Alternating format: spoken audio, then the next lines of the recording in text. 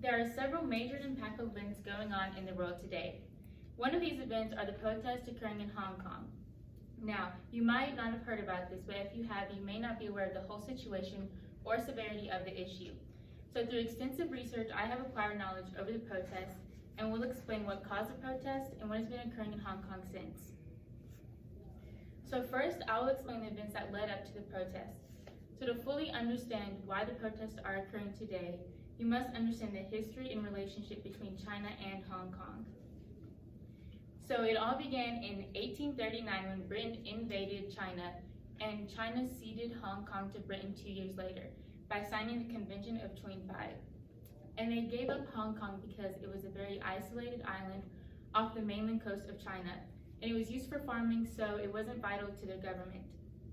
So because it became a trading post under British rule, it was very successful for both Britain and China, and this is why China allowed for Britain to rule over Hong Kong for the next 99 years. However, in 1984, China negotiated for the return of Hong Kong by the year 1997. However, at this point, they became very different governments because over the 99 years that Britain ruled over Hong Kong, it became a very democratic and liberal city. So during the handover of Hong Kong of 1997, Hong Kong had an agreement with China that they would abide by the Hong Kong rules. So according to the basic law found on Brookings' educational blog, it states, Beijing pledged that the Hong Kong people would enjoy the rights contained in the International Covenant on Civil and Political Rights.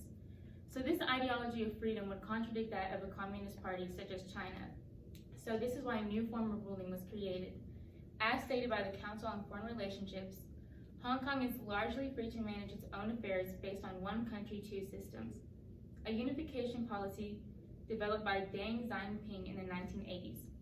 So the idea of one country, two systems explains how Hong Kong and China were able to transition into the unification in 1997.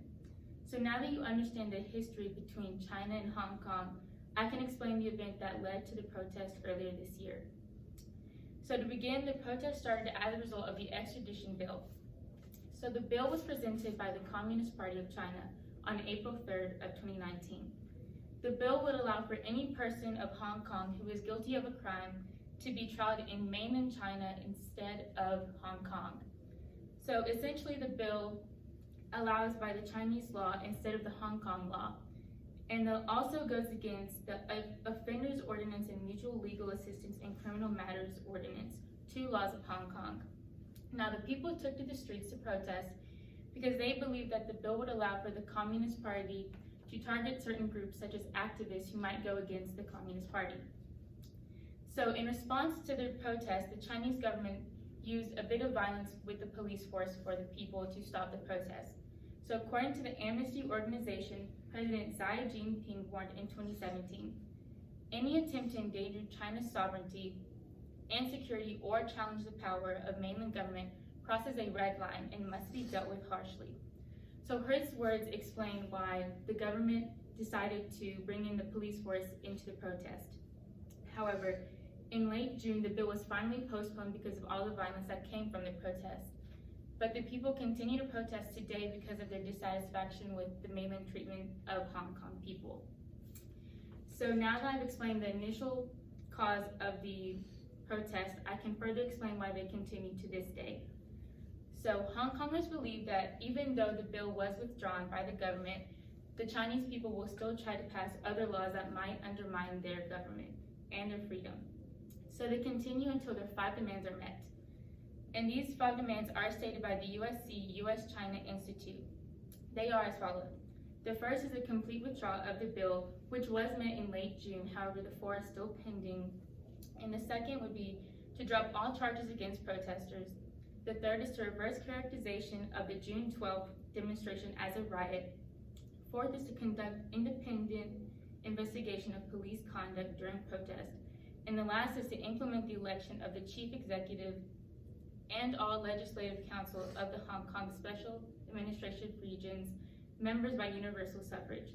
So until these 5 demands are met, the people of Hong Kong believe that they will not stop protesting because they believe that their people deserve the right to be able to rule over their people. So another reason they still protest is because of the violence that came from the police force in the initial protest. So some examples of this are some injured people who were taking their eyes out because of gunshots, and also some deaths in protesters. However, because of this, they started using masks in order to cover their face so they were not targeted by the government. In contrast to that, when they had the mask on, they were more able to be violent with the police force. So then the police force was targeted by the protesters, and some did have injuries and deaths. So because of the violence, both sides of the fight did suffer losses. So in summation, the protests have been a very dramatic event in the world today. So it is unclear when the protests will stop. However, as passionate as the people of Hong Kong are today, it is very unlikely it will be anytime soon. So I hope my speech has given some insight on the Hong Kong protests of today and opened you up to current events that are happening daily. So thank you all for coming. Thank you.